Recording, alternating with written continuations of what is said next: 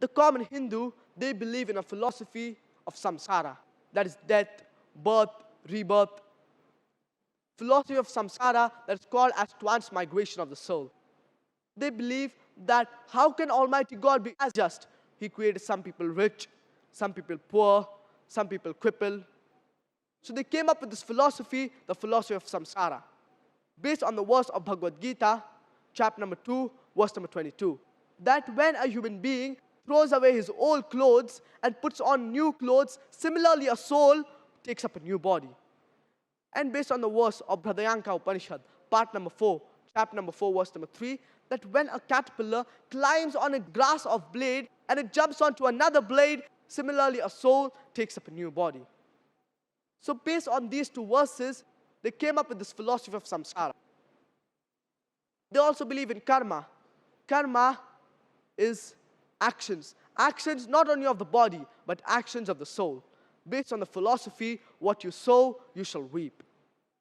And they also believe in dharma. Dharma is good deeds, righteous deeds. So if your dharma is good, then your karma will be good. And they believe in moksha, freedom from the cycle of birth, death, rebirth. Whereas this philosophy of samskara is nowhere to be found in the Vedas. The Vedas, it talks about punarjanam. Punar means next or again, and janam means birth. Therefore, punarjanam means next birth.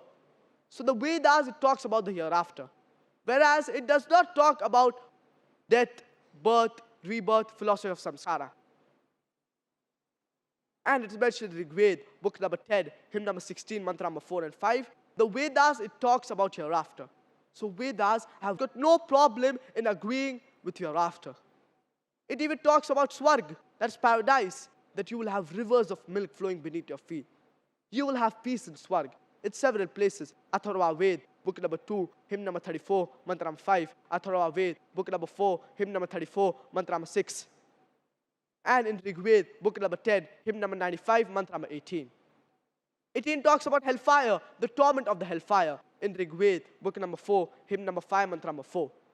Based upon your deeds, you will go in hellfire, in Nark, or in Swarg. So the Hindus, they could not get a logical reply why Almighty God created some people rich, some people poor, some people crippled. So they came up with this philosophy of samsara, transmigration of the soul. Let's see what Islam talks about this. Allah subhanahu wa ta'ala says in the glorious Quran, in Surah Baqarah, chapter number 2, verse number 28. كيف تكفرون بالله وكنتم أمواتا فأحياكم ثم يميتكم ثم يحييكم ثم إليه ترجعون. How do you disbelieve in Allah? When He gave you life, then He caused you to die, then He will resurrect you, and to Him will you return. Allah subhanahu wa ta'ala says in the glorious Quran, in Surah Mulk, chapter number 67, verse number 2. الذي خلق الموت والحياة ليبلوكم أيكم أحسن عملا. And it is He who has created life and death to test which of you is best in deeds. It is mentioned in Surah Al Imran, chapter number 3, verse number 185. كل نفس ذائقة الموت. Every soul shall have a taste of death. وإنما توفون أجوركم يوم القيامة. But the final recompense will be in the hereafter. So based upon your deeds, you will go in paradise or you will go in hellfire. Even the glorious Quran, it talks about hellfire and about paradise. Based upon your deeds, you will go in hellfire or you will go in paradise.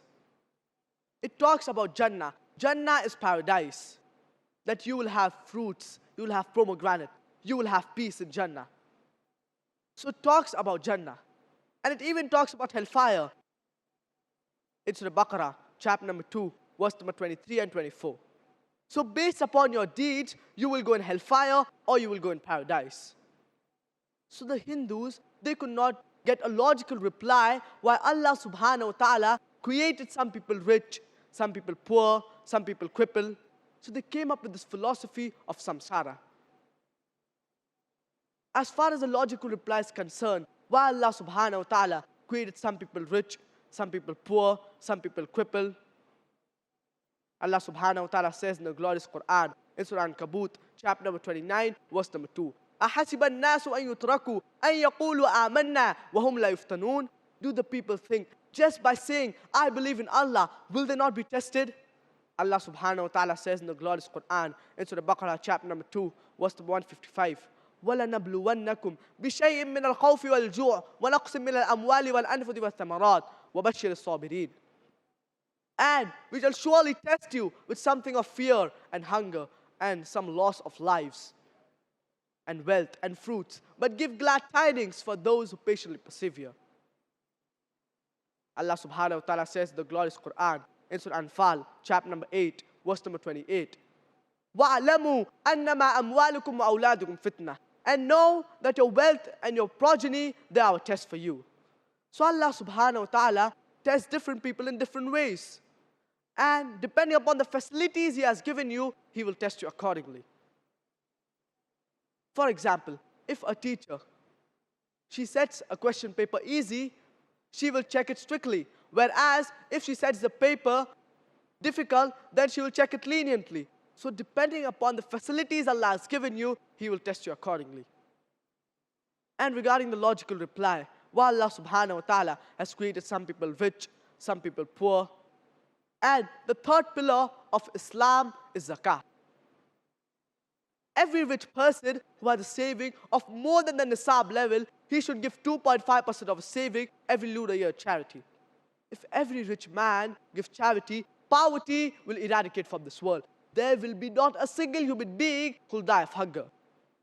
Many people, when they see a poor person, they think, bichara garib aadmi hai. Poor person.